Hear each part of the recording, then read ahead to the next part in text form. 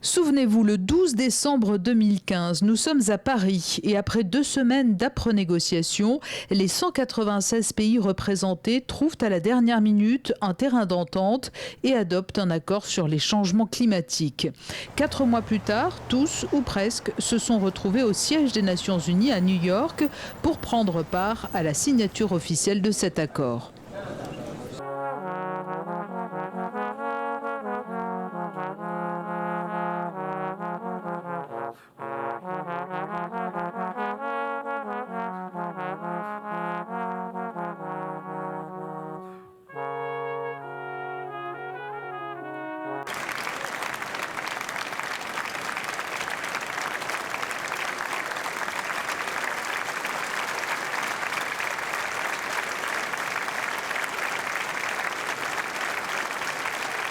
La date est très symbolique, le 22 avril est la journée internationale de la terre nourricière.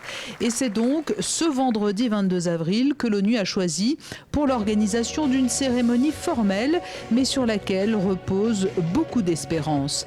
À tour de rôle, 175 pays ont officiellement signé l'accord de Paris sur les changements climatiques, un accord négocié de haute lutte en décembre 2015 lors de la COP21 et dont l'un des principaux points porte sur une limitation de la hausse globale des températures sous la barre des 2 degrés Celsius.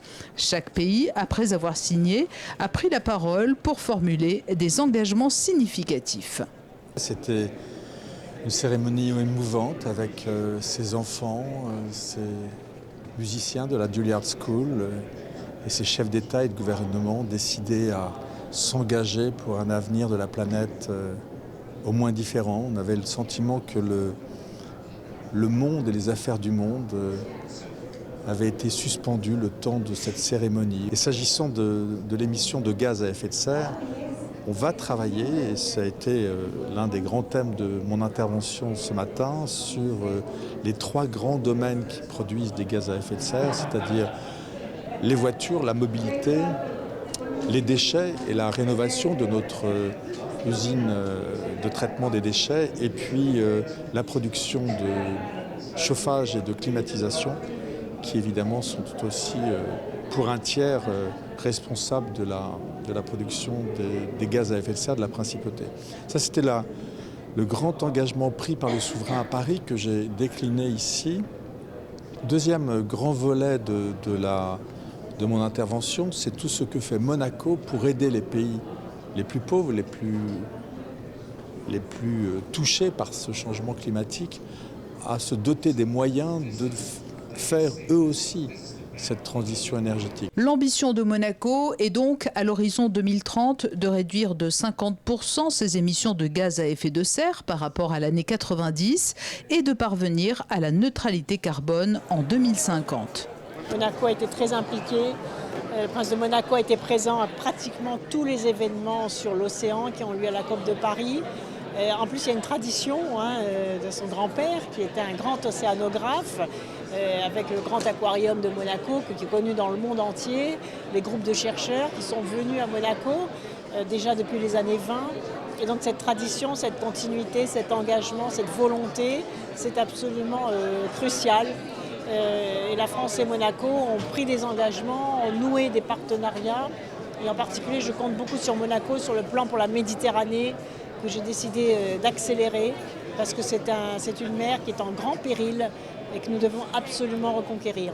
Il est vrai que l'action de la principauté est régulièrement saluée dans les instances internationales où Monaco a toujours fait figure de pays moteur et modèle en matière d'initiatives vertes.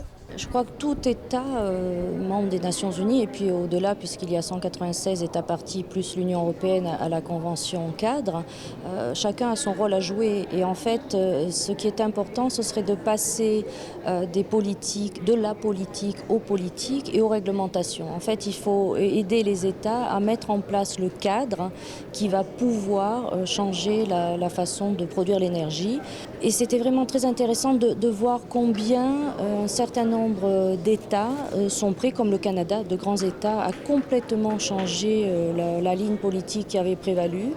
et combien aussi les prix des énergies renouvelables ont baissé, moins 80% pour le solaire, moins de 40% pour l'éolien. Les Pays-Bas qui ont annoncé un immense parc en mer d'énergie renouvelable. Donc je crois que c'est vraiment le moment. Jamais autant de pays n'avaient signé un accord international en une seule journée. Le record précédent remontait à 1982, lorsque 119 pays avaient paraphé la Convention de l'ONU sur le droit de la mer. Mais certains pays étaient donc absents lors de l'ouverture de la signature de l'accord de Paris. Ils ont maintenant un an, jusqu'au 21 avril 2017, pour effectuer cette signature.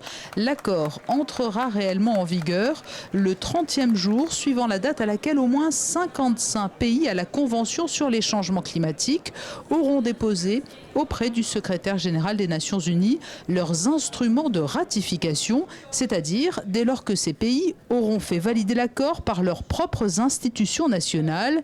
Et il y a urgence, l'actualité le prouve, le mois dernier a été le plus chaud jamais enregistré.